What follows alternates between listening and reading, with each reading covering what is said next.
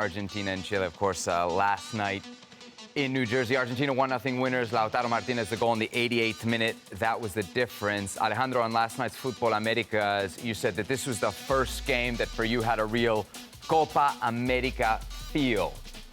With us now, a man who was live in the stadium last night, Alex Kirkland. I want to get his opinion. Alex, what did you think of the atmosphere there in New Jersey?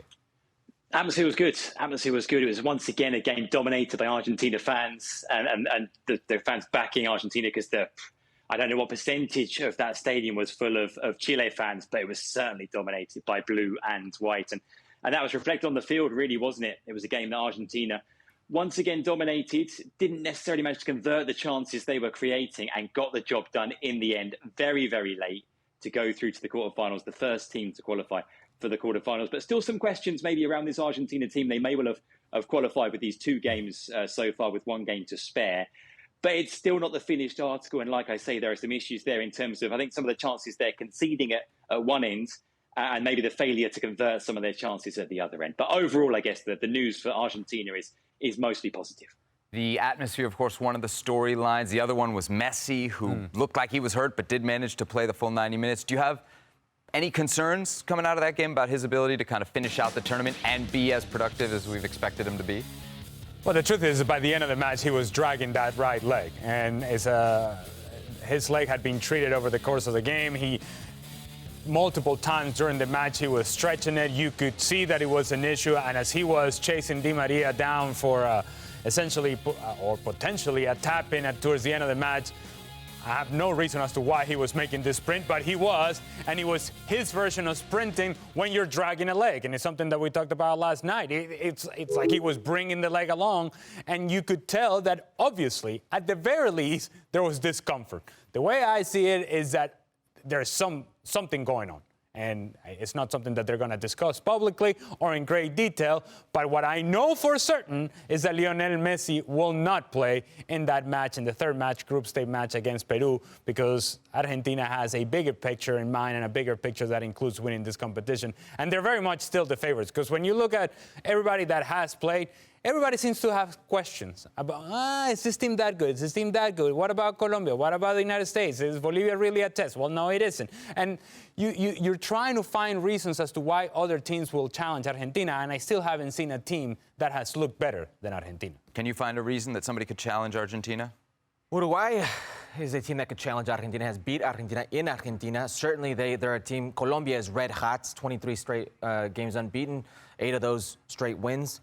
But certainly when you look at this Argentina team and the way they play and the way they have played in this tournament and the support they have, sure, a lot of Argentina jerseys there. I don't know how many of them are Argentinian or just Messi fans, but they have massive support and will certainly be the #1 supported team in this tournament by far.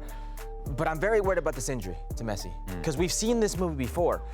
Those of us who cover Major League Soccer have seen Inter Miami, have seen Messi come summertime be involved in a game where he feels something, and that's what he said. He felt something, and then it's 10, 15 days of no Messi.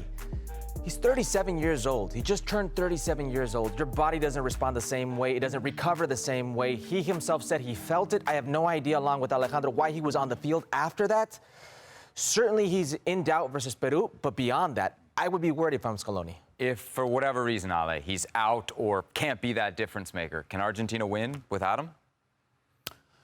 They can, but I obviously it's not nearly as likely as with Lionel Messi on the field. And it would be sort of the beginning of that transition that eventually is going to have to happen, and you need to find answers as to who's going to be that guy that will be a difference maker at that level. And good luck with that, because that guy currently doesn't exist for Argentina. But they can change things around. I think they can structure the team differently, and you'll have, instead of Lionel Messi kind of walking, slow jogging it, and then sort of picking up the pace, and whenever he does get involved, then he's making a difference. You'll have two strikers playing alongside each other that are working off of each other in the case of Julian Alvarez and, of course, Lautaro Martinez. The structure of the team would change. The feel of the team would change. I wouldn't see Argentina as favorite if Lionel Messi is not on the field. But your question was, can they win it? Yes, they can. All right, let's take a look at the group standings.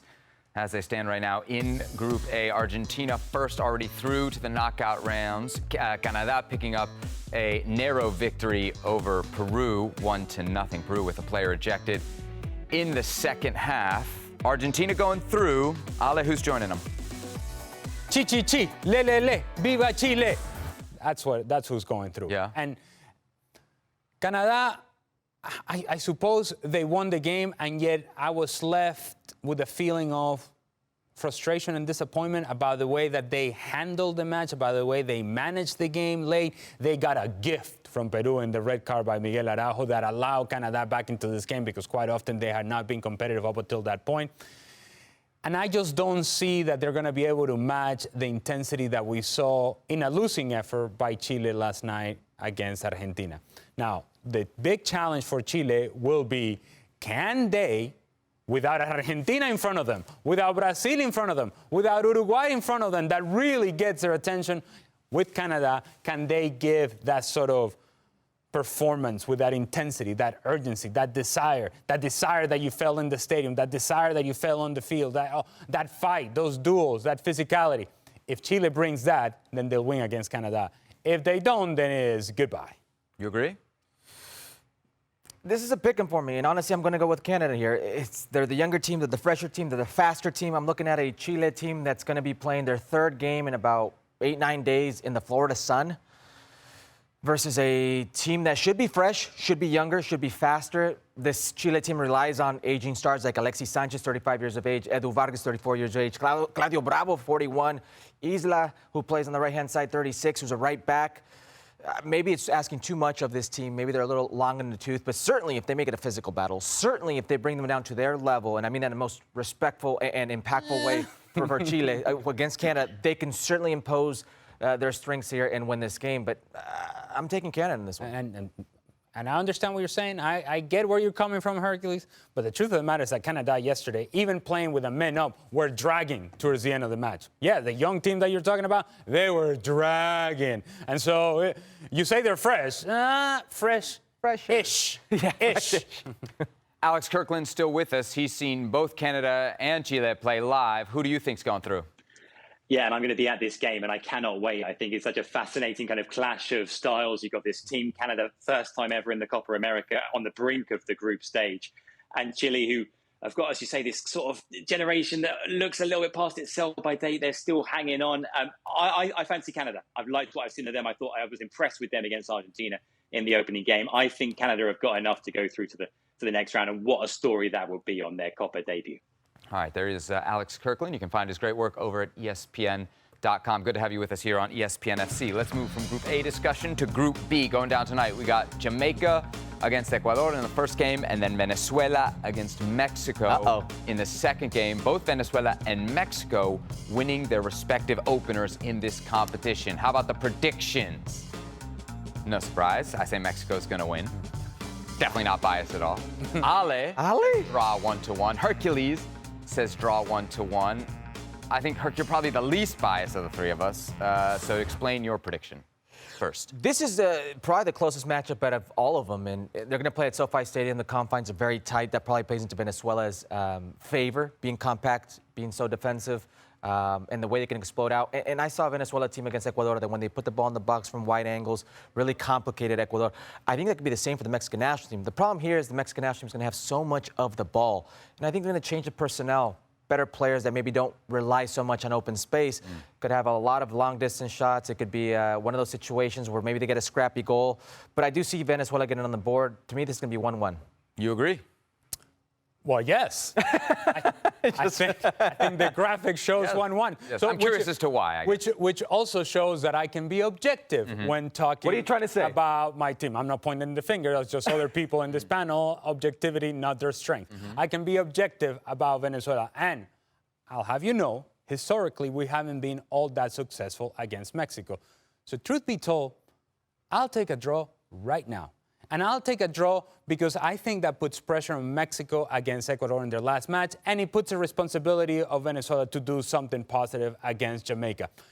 If that's what you want to offer me, I'll take it. I think it's going to be a really difficult match for both teams to actually get into the rhythm of play, because what we saw at SoFi Stadium is that you can barely complete 3 passes before you get 3 guys around you, given the fact that there's no space to play. Yeah. It's a futsal court out there in SoFi Stadium. And so you complete 3 passes, and now guys get around you, and eventually you end up turning the ball over. So it'd be turnover after turnover after turnover, very little rhythm, and that plays right into the hands of, yeah, you know it and you love it, Venezuela. What do you think is tighter confines, SoFi or the Moreno Mental? Oh, SoFi. Moreno Mental. That's nice. They're talking about Moreno's backyard. That's right, Moreno's backyard, the 2v2 pitch, which we often dominate on. When we work together, tonight we may be working a little bit further apart. Why is this happening? Send him a new graphic. Where's the other ad, Alejandro? No, fine. No, take me off because this is my last show, baby. My last show. Just you'll be back. keep me off.